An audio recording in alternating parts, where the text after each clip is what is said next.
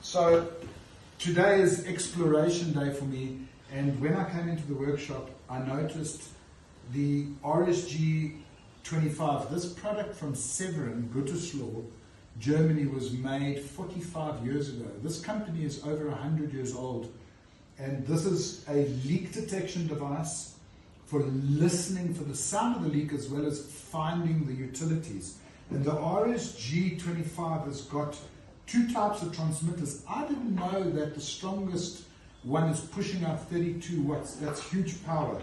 This is a retro piece of kit, and if I plug in the receiver's wand, you can actually hear, it sounds like a submarine, because I'm pulsing a transmission signal from the transmitter.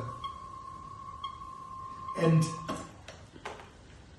for those of you that love utility location and you love physics, I am always amazed at how simple electromagnetic field gets transmitted and emanates from a conductive utility that we're locating.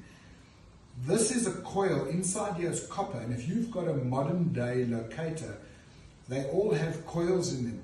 Those of you that have got locators, and have you ever wondered when you pull the trigger or push the button, it shows you the depth of the utility.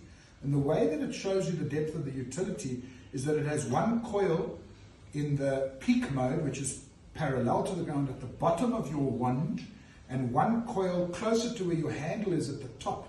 And it measures the distance, and it does a delta T between the two, and it'll give you the answer of what the depth is. The way that the guys used to do it years ago is they put the antenna at a 45 degree, and this machine has got a lock. And so when you dangle it by gravity, it automatically sits at a 45 degree angle. And in the null mode, when you're on the outside of the circle, it goes completely quiet. And at that point, you know you're at the outside of the circle. That'll give you the depth of your utility, because you'll reverse it and you'll go the other way. The interesting thing about null mode is that when you've got your coil vertically, everything goes quiet when you're over the utility. And when you're in a congested area with spaghetti network, this is a wonderful piece of kit. This thing that's made in 1979 is still working perfectly today. And it's forcing you to go old school. Those of us that used to navigate with maps before GPS and all these stuff that we used to have, it just gives you a good foundation. So I encourage everybody to start off. And I actually found out that our training guys are starting people with this old school locators, really cool old boxes. Don't you love retro?